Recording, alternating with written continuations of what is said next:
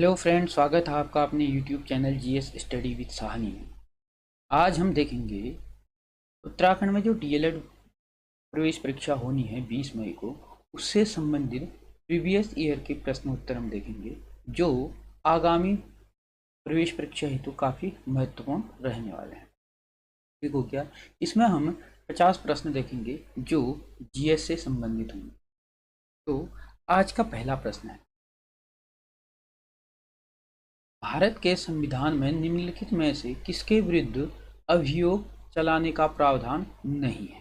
ठीक हो गया। अभियोग चलाने का प्रावधान नहीं है कह रहा है। ठीक हो गया। तो अभियोग जो चलाया जाता है वह राष्ट्रपति पर चलाया जाता है और मुख्य न्यायाधीश पर चलाया जाता है। भारत का जो सीजीआई है उपराष्ट्रपति पर चलाया जाता है, लेकिन जो राज्यपाल है राज्य का, इस पर यह नहीं चलाया जाता है। ऑप्शन 20 का सही उत्तर हो जाएगा। और जो राज्यपाल होता है वह राष्ट्रपति का प्रसाद पर्यंत होता है। ठीक हो गया। यह किसके तहत राष्ट्रपति इसको राज्यों में नियुक्त करता है? अनुच्छेद 156। ठीक हो गया। अनुच्छेद 156 के तहत राष्ट्रपति जो होता है वह राज्यों के राज्यपाल की क्या करता है? नियुक्ति करता है। हो गया। उसके बाद है प्रश्न नंबर दूसरा। प्रश्न नंबर दूसरा है, भारतीय संविधान का 79वां संविधान संशोधन संबंधित है। ठीक हो गया। तो इसका जो संबंध है वह है ऑप्शन डी इसका सही उत्तर होगा, लोकसभा और राज्य विधानसभाओं में अनुसूचित जाति और अनुसूचित जनजाति के लिए आरक्षण। ठीक हो गया। जो 79वां संविधान संशोधन था, यह संविधान संशोधन 1999 में हुआ था। हो गया। कब हुआ था? 1999 में। और इसमें जो संशोधन हुआ था यह हुआ था लोकसभा और राज्य विधानसभाओं में अनुसूचित जाति और जनजाति के लिए क्या आरक्षण की बात कही गई। क्या हम इसमें सीधे ऑप्शन देखेंगे, क्योंकि प्रत्येक ऑप्शन को देखने में क्या हो जाएगी, वीडियो काफ़ी लंबी हो जाएगी। और इसमें हम महत्वपूर्ण फैक्ट को भी आगे को देखते हुए चलेंगे। प्रश्न नंबर तीसरा है, भारतीय संविधान के अंतर्गत कितने प्रकार के आपातकाल की सोच है। ठीक हो गया। यानी कि कितने प्रकार के भारत में आपातकाल लगाए जाते हैं। तो भारत में जो आपातकाल लगाए जाते हैं वह लगाए जाते हैं 3 प्रकार के। बी ऑप्शन इसका सही उत्तर हो जाएगा। ठीक हो गया। मैंने राष्ट्रपति के आपातकाल से संबंधित वीडियो बनाई हुई है, आप मेरे प्ले लिस्ट में जा करके देख सकते हैं उसको। ठीक हो गया। तो उसमें 3 प्रकार के आपातकाल की व्यवस्था की गई है हमारे भारत के संविधान में। पहला लगता है 352 के तहत। ठीक हो गया, जिसमें राष्ट्रीय आपातकाल। ठीक हो गया। यानी कि किसी अन्य राष्ट्र के द्वारा क्या किया जाता है, जब भारत में यानी कि भारत के लिए युद्ध की स्थिति या युद्ध जैसी स्थिति हो जाती है तब क्या लगाया जाता है? 352 के तहत आपातकाल की घोषणा की जाती है, यानी कि राष्ट्रीय आपातकाल लगता है। दूसरा जो आपातकाल लगता है वह लगता है अनुच्छेद 356। ठीक हो गया। 356 के तहत, यानी कि राष्ट्रपति शासन जो लगाया जाता है राज्यों में। ठीक हो गया। यह लगता है 356 के तहत। उसके बाद आता है वित्तीय आपातकाल, यह लगता है 360 के तहत। ठीक हो गया। तो भारत में 3 प्रकार के क्या लगते हैं? आपातकाल की व्यवस्था की गई है, 352, 356 और 360 के तहत। उसके बाद आता है प्रश्न नंबर 4। प्रश्न नंबर 4 में है, भारत में निम्नलिखित में से कौन लोक बटुआ यानी कि पब्लिक पर्स का संरक्षक माना जाता है। ठीक हो गया।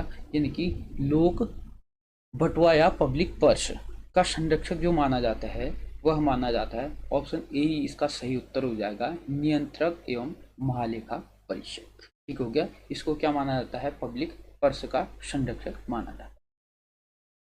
प्रश्न नंबर 5, सत्य के साथ मेरे प्रयोग पुस्तक के जिसने लिखी थी, पुस्तक के लेखक कौन थे? ठीक हो गया। अब सत्य और अहिंसा की बात किसने की थी? महात्मा गांधी। ठीक हो गया। यानी कि मोहनचंद करमचंद गांधी के द्वारा कहा गया था। तो इसका सही उत्तर हो जाएगा ऑप्शन बी, M.K. गांधी के द्वारा क्या किया गया, लिखा गया था, सत्य के साथ मेरे प्रयोग नामक पुस्तक लिखी थी।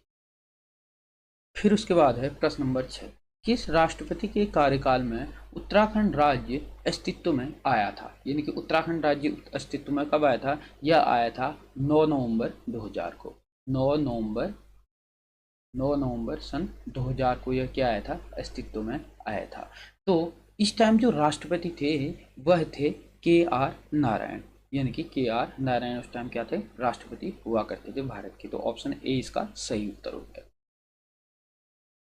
फिर उसके बाद है प्रश्न नंबर 7, निम्नलिखित में से कौन सा एक राजनीतिक दल नहीं है। और राजनीतिक दल नहीं है क्या है, तेलुगु देशम यह राजनीतिक दल है, फॉरवर्ड ब्लॉक यह भी राजनीतिक दल है, विश्व हिंदू परिषद यह एक क्या है, हिंदू संगठन है न कि राजनीतिक दल, और आम आदमी पार्टी भी क्या है, एक राजनीतिक दल है। तो राजनीतिक दल नहीं है कह रहा है, तो इसका सही उत्तर हो जाएगा ऑप्शन सी, विश्व हिंदू परिषद। ठीक हो गया, यह एक हिंदू क्या है, संगठन है न कि राजनीतिक दल।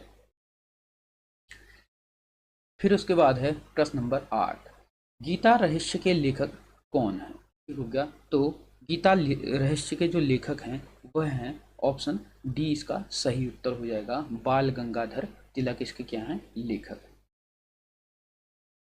फिर उसके बाद है प्रश्न नंबर 9। प्रश्न नंबर 9 में कहता है निम्नलिखित में से किस राज्य में केवल एकमात्र प्रतिनिधित्व यानी कि प्रतिनिधि लोकसभा में है, यानी कि किस राज्य का प्रतिनिधि जो है एकमात्र वह लोकसभा में है।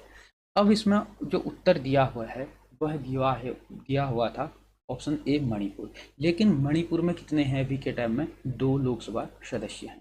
तो जो एक लोकसभा सदस्य है वह कहाँ कहाँ है, अंडमान निकोबार में सिर्फ कितना है, एक है। ठीक हो गया, कहाँ, अंडमान में। दूसरा चंडीगढ़ में। ठीक हो गया, चंडीगढ़ में भी एकमात्र लोकसभा सीट है। उसके बाद लद्दाख, यानी कि लद्दाख में भी एकमात्र क्या है, लोकसभा सीट है। उसके बाद नागालैंड। ठीक हो गया, यानी कि के बाद हो जाएगा नागालैंड, नागालैंड में भी क्या है, एकमात्र लोकसभा सीट है। इसका पुदुचेरी। ठीक हो गया, पुदुचेरी में भी क्या है, एकमात्र लोकसभा सीट है। उसके बाद मिजोरम, मिजोरम में भी क्या है, एकमात्र लोकसभा सीट है। ठीक हो गया, और लक्षद्वीप, लक्षद्वीप में भी क्या है, एकमात्र लोकसभा सीट है। और सिक्किम। ठीक हो गया, सिक्किम में भी क्या है, एकमात्र लोकसभा सीट है। ठीक हो गया, तो जो एकमात्र लोकसभा सीट है वह कहाँ कहाँ है, अंडमान निकोबार में है, चंडीगढ़ में है, लद्दाख में है, नागालैंड में है, पुदुचेरी में है, मिजोरम में है, लक्षद्वीप में है और सिक्किम। ठीक हो गया, कहाँ यहाँ यहाँ क्या है, एकमात्र लोकसभा सीट है। उसके बाद है प्रश्न नंबर 10। प्रश्न नंबर 10 कहता है उप प्रधानमंत्री का पद का सृजन है। ठीक हो गया, पहले क्या था, उप प्रधानमंत्री का पद हुआ करता था, लेकिन वर्तमान में यह क्या है, नहीं है। और यह सृजित का सृजन है कह रहा है। तो देखते हैं, मूल संविधान के अंतर्गत हुआ था, यह मूल संविधान के अंतर्गत हुआ ही नहीं था। ठीक हो गया, दूसरा संविधान के प्रावधानों से हटकर हुआ था, तो इसका सही उत्तर है संविधान के प्रावधानों से इसको हटकर क्या किया गया था, उप प्रधानमंत्री का पद का सृजन किया गया था। ऑप्शन बी इसका सही उत्तर हो जाएगा, सी और डी भी यह नहीं होगा।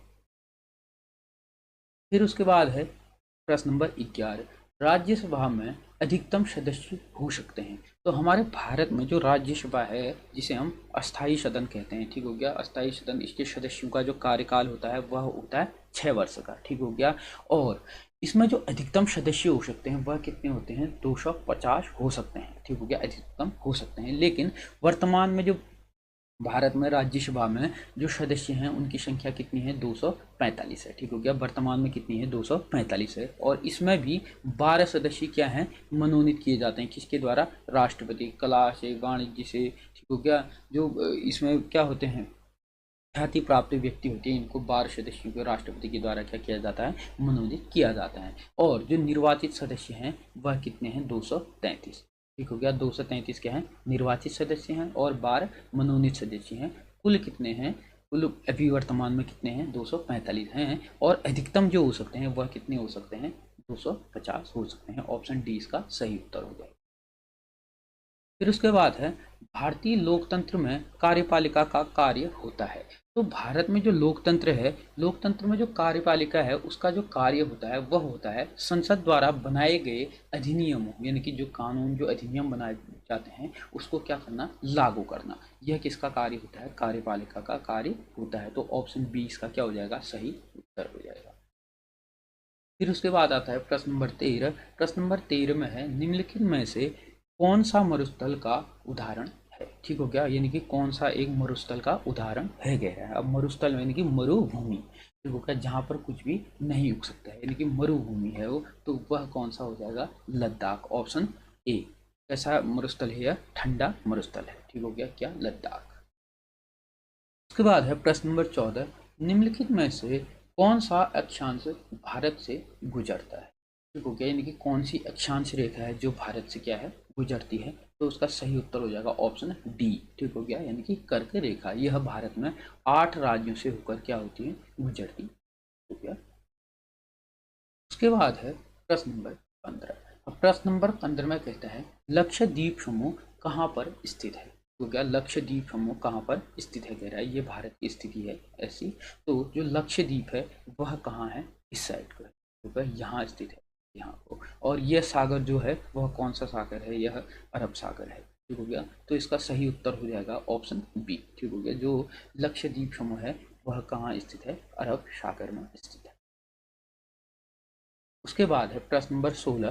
प्रश्न नंबर 16 कहता है भारत में कौन सी खाद्य फसल अक्टूबर नवंबर में बोई जाती है तथा अप्रैल में काटी जाती है, ठीक हो गया, तो अभी के टाइम में हमने 2 महीने पहले देखा था कि गेहूं की क्या हो रही थी, कटाई हो रही थी, तो जो अक्टूबर नवंबर में बोई जाती है वह कौन सी फसल बोई बोई जाती है, गेहूं बोई जाती है, ऑप्शन डी इसका सही उत्तर हो जाएगा।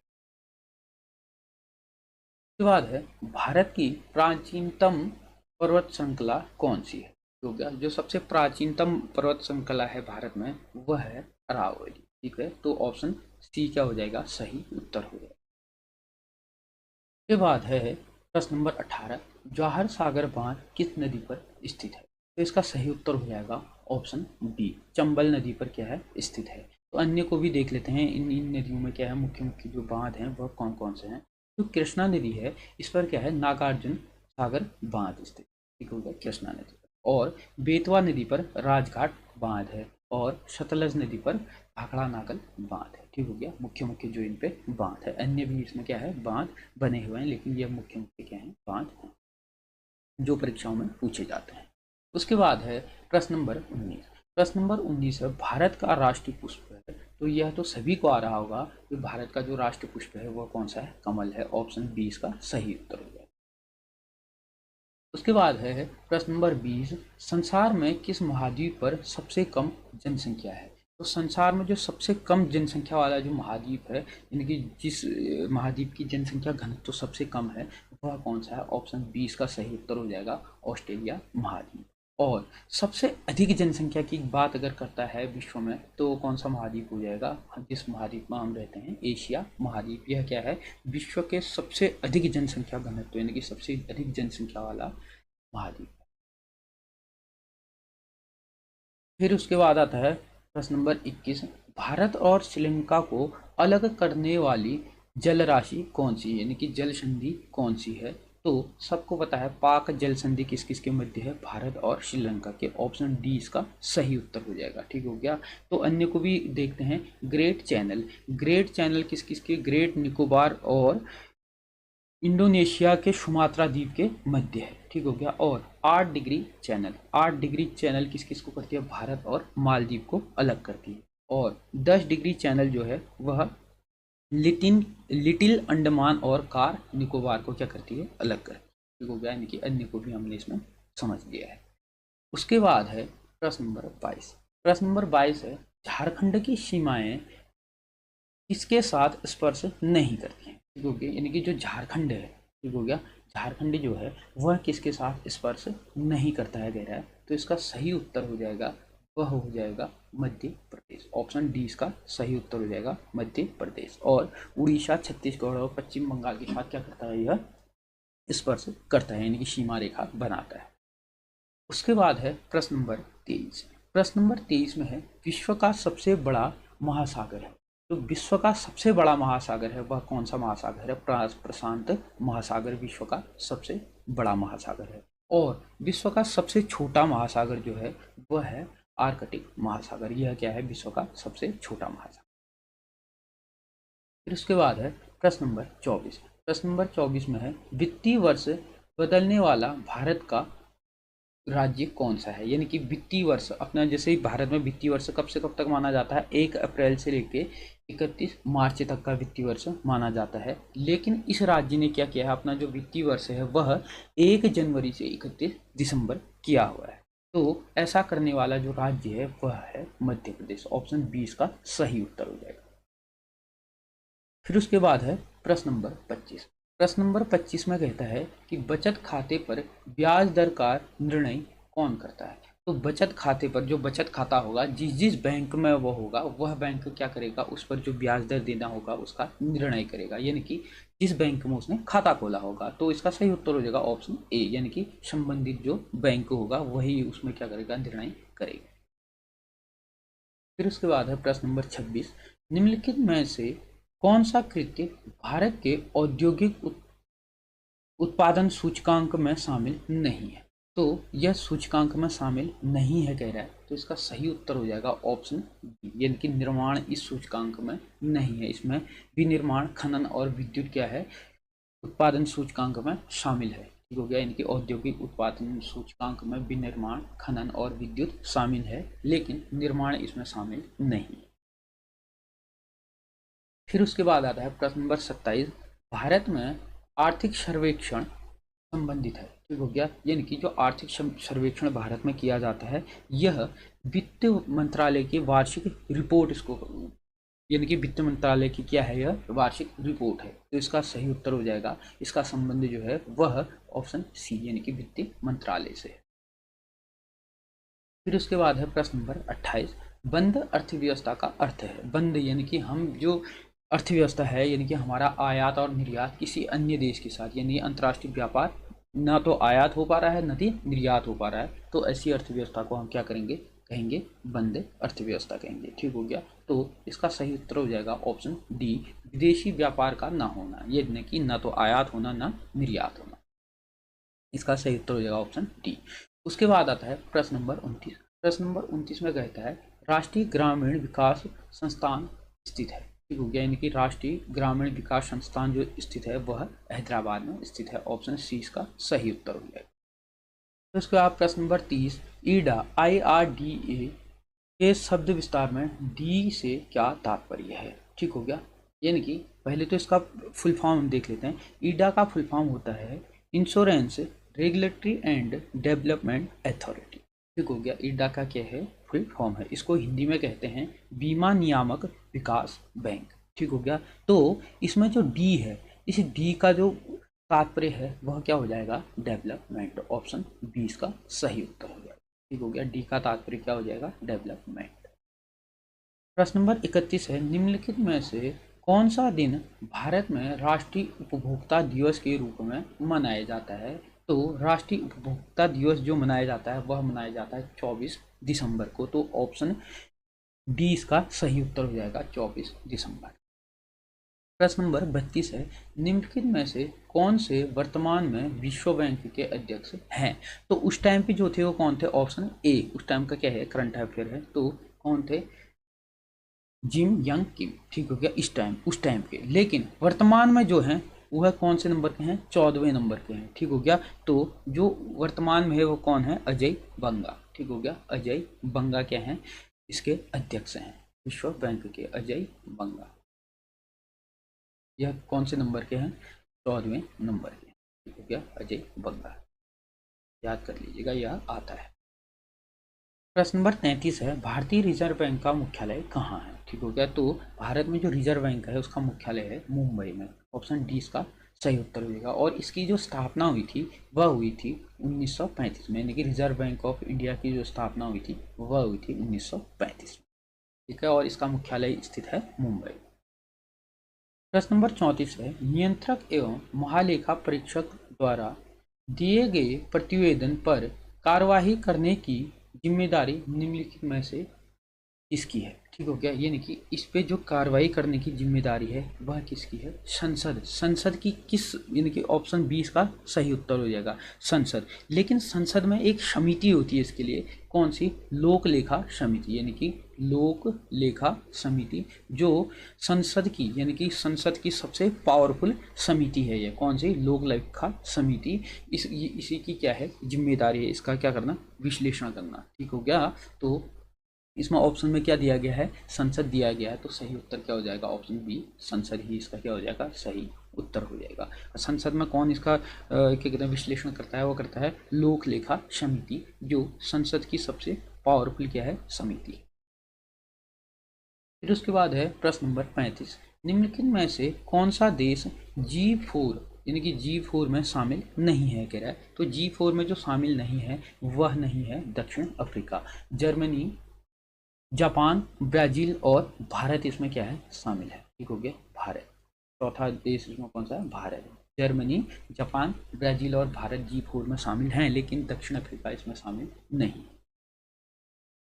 प्रश्न नंबर 36 है, उजाला योजना जो कि केंद्र सरकार द्वारा शुरू की गई है का संबंध निम्नलिखित में से है, ठीक हो गया। तो जो उजाला योजना है इसका संबंध जो है वह एलईडी बल्ब से है, ठीक हो गया। तो इसको समझ जाएंगे वैसे ही, उजाला, उजाला किससे होता है, एलईडी बल्ब से होता है। तो एलईडी बल्ब से क्या होता है, अच्छा उजाला होता है, यानी कि दूधिया रोशनी जो हमें प्राप्त होती है तो एलईडी बल्ब से होता है। तो इसका सही उत्तर हो जाएगा ऑप्शन सी, एलईडी बल्ब। फिर उसके बाद आता है प्रश्न नंबर 37, भारत का कौन सा राज्य कर्क रेखा के उत्तर में स्थित है, कह रहा है। अब कर्क रेखा के उत्तर में, अब घुमाने के लिए पूछ दिया है इसको, ठीक हो गया। तो जो कर्क रेखा के उत्तर में स्थित है वह कौन सा राज्य है, इसमें से ऑप्शन ए सही उत्तर, क्योंकि इन अन्य राज्यों से क्या होती है, कर्क रेखा गुजरती है, ठीक हो गया। तो इसके जो उत्तर में है, इस मणिपुर है, मणिपुर से कर्क रेखा नहीं गुजरती है, ठीक हो गया। मिजोरम के जस्ट ऊपर में क्या है, मणिपुर है, ठीक हो गया। तो मिजोरम से जैसे अंदर को लाइन प्रवेश करती है तो उसके जस्ट ऊपर में कौन सा राज्य है, मणिपुर है, ठीक हो गया। यानी कि मणिपुर से कर्क रेखा नहीं गुजरती है, और मिजोरम, झारखंड और त्रिपुरा इन राज्यों से कर्क रेखा गुजरती है। तो इसके उत्तर में जो हो जाएगा कौन सा राज्य हो जाएगा, मणिपुर हो जाएगा, ऑप्शन ए इसका सही उत्तर हो जाएगा। फिर उसके बाद है प्रश्न नंबर 38, नेहरू समिति, ठीक हो गया। नेहरू समिति 1928 का अध्यक्ष कौन था, ठीक हो गया। यानी कि जो नेहरू समिति 1928 में आई थी, इस समिति का अध्यक्ष जो था वह थे मोतीलाल नेहरू, ऑप्शन ए इसका सही उत्तर हो जाएगा, ठीक हो गया। तो जो नेहरू समिति थी यह 10 मई 1948 में, सॉरी 10 मई 1928 में, 10 मई 1928 में यह समिति कहाँ, मुंबई में स्थापित की गई थी। इसमें कितने सदस्य थे, 8 सदस्य थे, ठीक हो गया। 8 इसमें क्या थे, सदस्य थे, और जो इसका जो अध्यक्ष थे वह थे मोतीलाल नेहरू। उसके बाद है प्रश्न नंबर 39। प्रश्न नंबर 39 है, आगरा में मोती मस्जिद किसके शासनकाल में बनाया गया था। तो जो आगरा में मोती मस्जिद बनाया गया था वह शाहजहां के शासनकाल में बनाया गया था, ऑप्शन 20 का सही उत्तर हो जाएगा। और स्थापत्य कला से संबंधित प्रश्न उत्तर पूछे जाते हैं अधिकतर परीक्षाओं में, तो इसको आप देख लीजिए। उसके बाद है प्रश्न नंबर 40, 1857 के विद्रोह के समय दिल्ली के विद्रोही सैनिकों का नेतृत्व निम्नलिखित में से किसने किया था। तो जो दिल्ली के विद्रोही सैनिक थे इनका जो नेतृत्व किया था वह किया था, ऑप्शन डी इसका सही उत्तर हो जाएगा, बख्त खान ने किया था, ठीक हो गया। और मौलवी अब्दुल्ला ने जो किया था वह फैजाबाद से किया था, और खान बहादुर खान ने बरेली से किया था, और कुंवर सिंह ने जो किया था आरा बिहार से इसका नेतृत्व किया था। फिर उसके बाद प्रश्न नंबर 41 है, मेगास्थनीक द्वारा लिखित पुस्तक का नाम क्या है, ठीक हो गया। तो जो मेगास्थनीक ने जो पुस्तक लिखी थी वह लिखी थी इंडिका पुस्तक लिखी थी, ठीक है, ऑप्शन डी इसका सही उत्तर हो जाएगा। फिर उसके बाद है प्रश्न नंबर 42, निम्नलिखित में से किसने अपना नाम हिंदुस्तान का तोता यानी कि तूतीय हिंद किसे कहा जाता था, ठीक हो गया। तो जो तूतीय हिंद कहा जाता था वह अमीर खुसरो को कहा जाता था, ऑप्शन सी इसका क्या हो जाएगा, सही उत्तर हो जाएगा। प्रश्न नंबर 43, प्रश्न नंबर 43 में पूछता है कि मुस्लिम लीग का प्रथम अध्यक्ष कौन था, हो गया। तो इसका सही उत्तर हो जाएगा ऑप्शन ए, आगा खान कौन थे इसके प्रथम अध्यक्ष। फिर उसके बाद है प्रश्न नंबर 44, प्रश्न नंबर 44 है, राजा हर्षवर्धन के दरबारी कवि बाणभट्ट ने उसकी जीवनी हर्षचरित निम्नलिखित भाषा में से किसमें लिखी? ठीक हो गया, यानी कि हर्षचरित जो लिखी है बाणभट्ट ने वह किस भाषा में लिखी है? तो वह लिखी है संस्कृत भाषा में। ऑप्शन सी इसका सही उत्तर हो जाएगा। ठीक है, जो मुख्य मुख्य पुस्तकें होती हैं इनकी भाषाएं भी पूछी जाती हैं परीक्षाओं में। ठीक हो गया, तो आप कुछ बहुत पुस्तकों को भी देख लीजिएगा जो मुख्य मुख्य लिखी गई थी।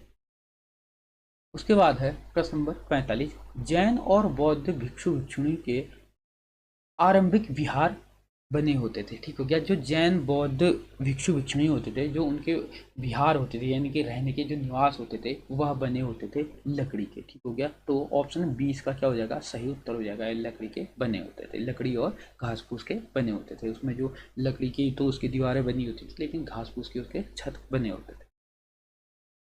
फिर उसके बाद आता प्रश्न नंबर 46, भारतीय राष्ट्रीय कांग्रेस की स्थापना किस सन में हुई थी? तो यह हुई थी 1985 में। A.O. ह्यूम के द्वारा क्या की गई थी? इसकी स्थापना की गई थी। फिर उसके बाद आता है प्रश्न नंबर 47, निम्नलिखित में से किसके शासनकाल में नालंदा विश्वविद्यालय की स्थापना हुई? ठीक हो गया, जो नालंदा विश्वविद्यालय है उसकी स्थापना जो हुई थी वह हुई थी कुमार गुप्त के शासनकाल में। इनके ऑप्शन डी इसका सही उत्तर हो जाएगा। फिर उसके बाद है प्रश्न नंबर 48, राजस्थान में माउंट आबू स्थित दिलवाड़ा मंदिर किस अनुयायियों द्वारा निर्मित किया गया था? यानी कि माउंट आबू का जो दिलवाड़ा मंदिर है वह जैन मंदिर है। ठीक हो गया, तो इसका सही उत्तर हो जाएगा ऑप्शन बी, जैन द्वारा क्या किया गया था? निर्मित, यानी कि जैन अनुयायियों के द्वारा यह निर्मित किया गया था। फिर उसके बाद है प्रश्न नंबर 49, इस वंश के सुल्तानों ने सबसे अधिक समय तक शासन किया था? ठीक हो गया, तो जो सबसे अधिक समय तक जो शासन किया था वह किया था तुगलक वंश के द्वारा। ठीक हो गया, और सबसे कम समय तक जो शासन किया गया था वह किया गया था खिलजी वंश के द्वारा। यानी कि खिलजी वंश के द्वारा सबसे कम समय तक शासन किया गया था, और जो सबसे अधिक समय तक शासन किया गया था वह किया गया था तुगलक वंश के द्वारा। ठीक हो गया, यानी कि सबसे अधिक किया गया था तुगलक वंश के द्वारा, फिर उसके बाद गुलाम वंश के द्वारा, फिर उसके बाद लोधी वंश के द्वारा, उसके बाद सैयद वंश के द्वारा, और जो सबसे कम समय काल था वह था खिलजी वंश। फिर उसके बाद आज का अंतिम प्रश्न है, भारतीय संविधान का अनुच्छेद 14 संबंधित है। तो अनुच्छेद 14 जो है वह समानता का अधिकार। ठीक हो गया, अनुच्छेद 14 से लेकर अनुच्छेद 18 तक इसका वर्णन किया गया है। ठीक हो गया, तो ऑप्शन ए इसका सही उत्तर हो जाएगा, समानता का अधिकार। तो ये थे 50 प्रश्न। ठीक हो गया, यह आगामी जो परीक्षा प्रवेश परीक्षा होनी है DLED की उत्तराखंड में, उसके लिए काफ़ी महत्वपूर्ण रहने वाले हैं। ठीक हो गया, तो आप इसको अच्छे से देख लीजिए।